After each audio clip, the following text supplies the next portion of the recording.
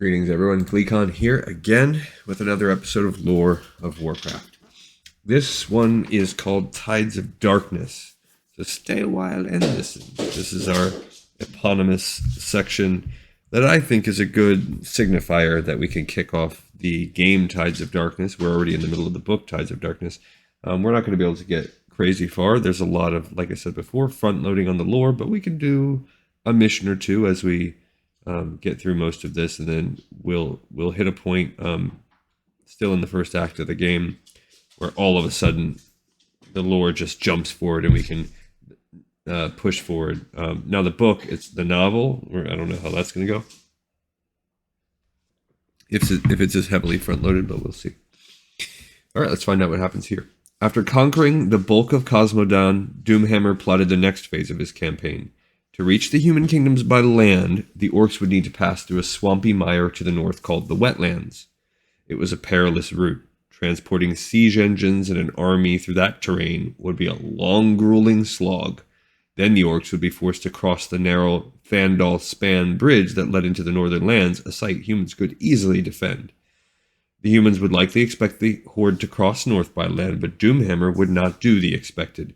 He would build a fleet of ships and launch a surprise attack in the heart of humanity's territories. Though few orcs publicly questioned Doomhammer's decision, many had reservations about his plans. The orcs were not a seafaring people. Most of the superstitious clans feared the open sea. Much to Orgrim's surprise, Gul'dan and his Stormreaver clan proved to be instrumental in persuading the Horde to cross by sea. The warlock and his followers urged their allies that it was the best course of action, and that the voyage would be safe. Orgrim welcomed the assistance, but he remained wary of Gul'dan's motivations. In a bay tucked in the southwestern wetlands, I think that's like Menethil Harbor, Orgrim oversaw the construction of a vast yet crude fleet. Orcs knew little of shipbuilding, but they had allies who did. Some of the Horde's ogres had maritime knowledge, those ogre juggernauts, and they helped construct immense vessels called the Juggernauts. The Amani trolls also instructed the orcs in the ways of building small but swift ships that could safely navigate the seas and rivers. Okay, so while those things are not being fully brought into the war yet, they've allied enough that they're at least helping them build their ships. In addition, Doomhammer acquired aid from a completely new ally, the goblins.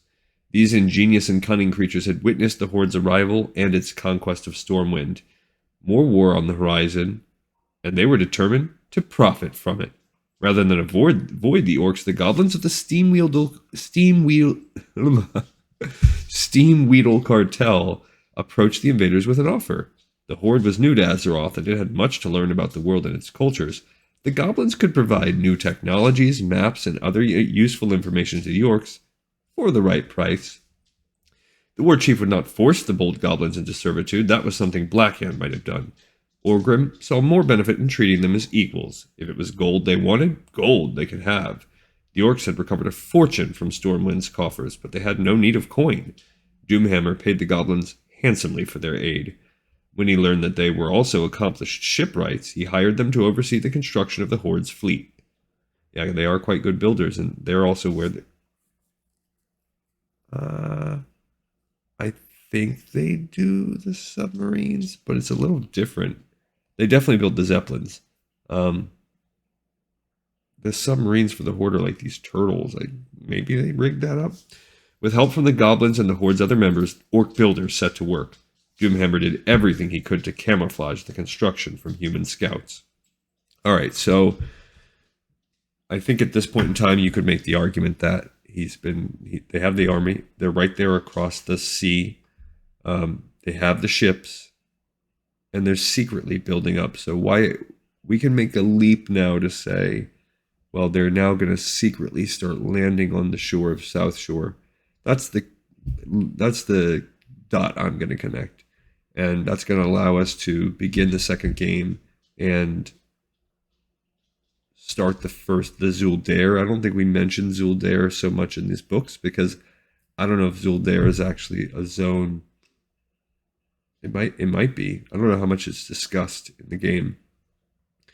But yeah, so that's where we will begin with the Zuuldair mission on the next time. We'll look at the manual as well as some of it. It's pretty big, so the next episode might be pretty long as we go through that to set us up. But all right, we got this episode in the pipes 5x5. I look forward to seeing you on that next one. Enjoy this one. Blah, blah, blah, blah, blah. Lore of Warcraft.